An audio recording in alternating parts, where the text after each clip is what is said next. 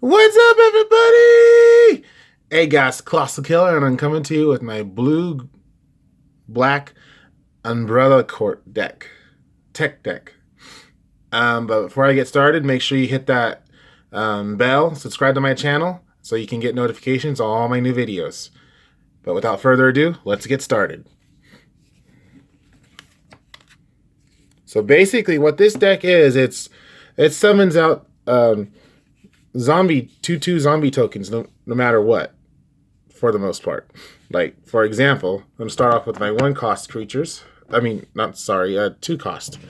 We got Orzhov Enforcer. He's got Death Touch, and he has Afterlife 1, which when he dies, he summons a spirit token with flying. And I run 4 of him.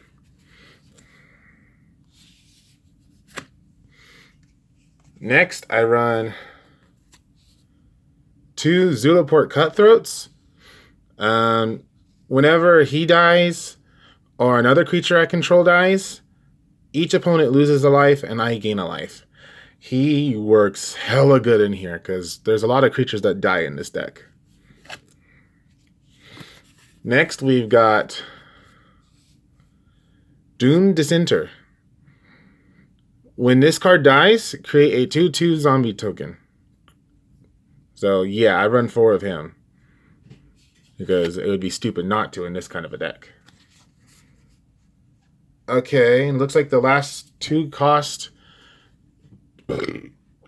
creature is Priest of the Forgotten Gods. What she does is I can tap her, sacrifice 2 creatures.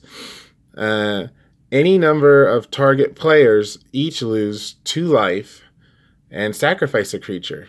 And I get to add 2 black and draw a card. She works so good. She put in some work on the last game I played.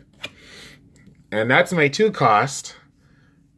Next is my 3-cost, which this creature is the whole reason I built this deck. I had help with building this deck with my friend Official Magisto. Zathra Necromancer. Now what he does is whenever this card or another human creature I control dies, put a 2/2 black zombie creature token onto the battlefield tapped. He's the whole reason behind this deck. I got him at 4. So yeah, he's the whole reason. Next, I run 4 Doomed Necromancer. I could tap a black, tap him, sacrifice him, and return target creature card from my deck to the battlefield. So if my Necromancer dies, my Zathra Necromancer, I can sacrifice him, get him back to the battlefield. Alright, now we're going to come to my 3-costs, which is only 2 creatures.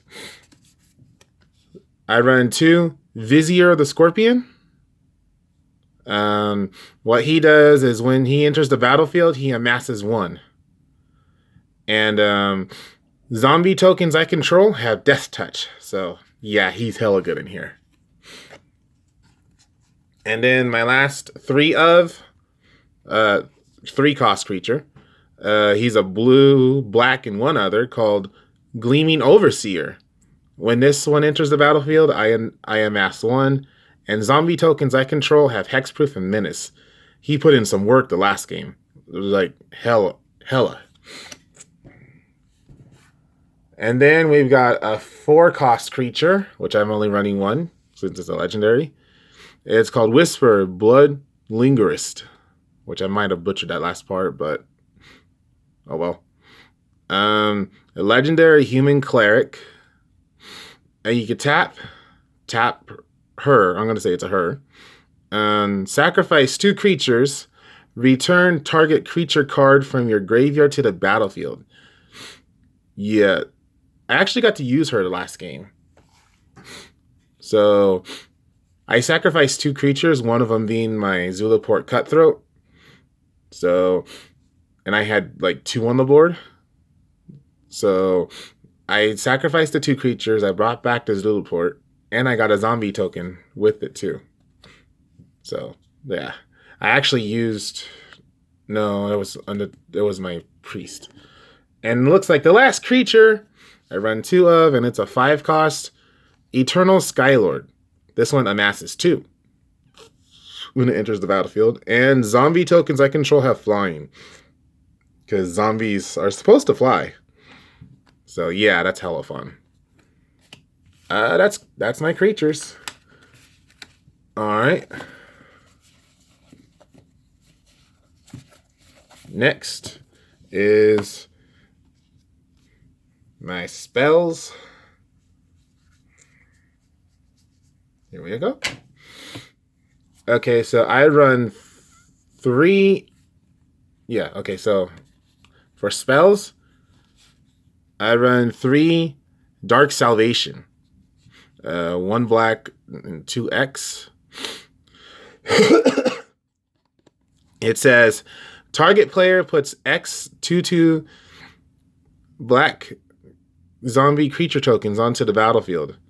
Then up to 1 target creature gets -1/-1 till end of turn for each zombie that player controls. So not just zombie tokens, but zombies in general. Hella good. Definitely run it at 3. And that's actually all my spells. For my enchantments, we've got 2 Graft Harvest. Zombies I control have Menace. So in case my Gleaming Overseer dies, they'll still have Menace. And then for 4, I can exile a creature from my grave and create a 2/2 black zombie creature token onto the battlefield. So, and the first time I played this deck, I used this. I think I banished all the creatures in my grave to use this. Like 4 or 5 times, I think. I used it way more, but in one turn, I used it like 4 or 5 times.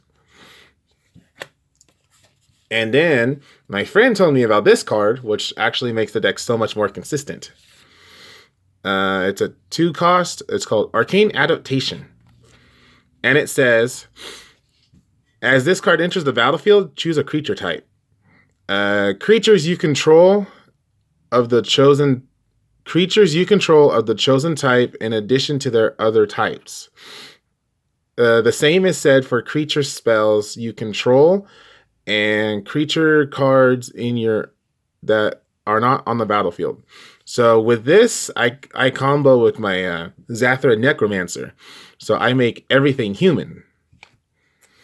So yeah, like I can make everything humans, and then like stuff that wasn't human, like even a zombie token. If it dies, I can summon another token. And one thing I've done was I had 2 of these on the board. I had 1 for humans and 1 for zombies. So yeah, that was hella cool. All right. And then the last one, I need to bump up to 2, but I don't have to, is Open the Graves. It's a 5 cost. It's a little high, but it's worth it. It's 2 black, 3 other. Whenever a non-token creature you control dies, create a 2/2 black zombie token. And all my creatures are going to die on here. So this helps out so much. So if I have him, my Necromancer, that's at least 2 zombies each turn. And if I have this on the board, this Arcane Adaptation, who knows what'll happen. But now my land, I run 4 Sunken Hollows, which enters the battlefield tapped unless I control 2 or more basic land, which I'm always going to have at least 2 or more basic land. Unless this is a first turn, then I play this. For another non-basic land, I run Witch's Cottage, 2 of. And when this enters battlefield tapped, unless I control 3 or more swamps. This one's a little... Most of the time I can get it to where I can use its untap ability. But it says, when this card enters the battlefield untapped, you may put target creature card from your grave to the top of your library. So with this, I can put one of my Zathra Necromancers that's in the grave back to the top of the deck, or my Zulaport Cutthroats, my Orzhov's Enforcer. But even my priest, I call her priestess because she's a chick, so it makes more sense. All right, Now for land, I know that some of this is going to be a little nasty because it's not all the same. I run 7. No, I forgot we cut one. I run 6 islands. 2 of them are full art. I don't have any more full art or else I would run them. So that's, yeah, 6. And then for my swamps, we got 1, 2, 3, 4, 5, 6, 7, 8, 9, and 10. Ah, crap, my camera fell.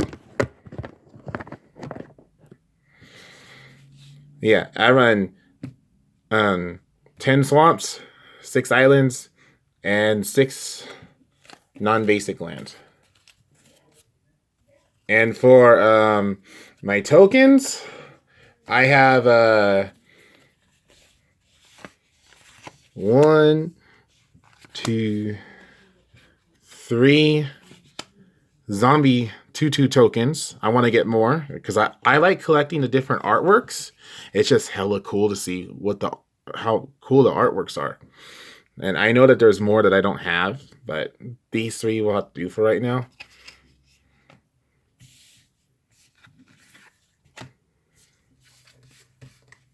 And I run a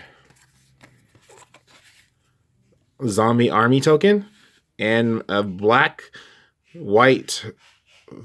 flying spirit. A 1/1. So that's my deck. Tell me what you think. Like my videos on it. I'd like to hear from you guys. What do you guys think of this deck? Me personally, it's hell of a fun deck to play.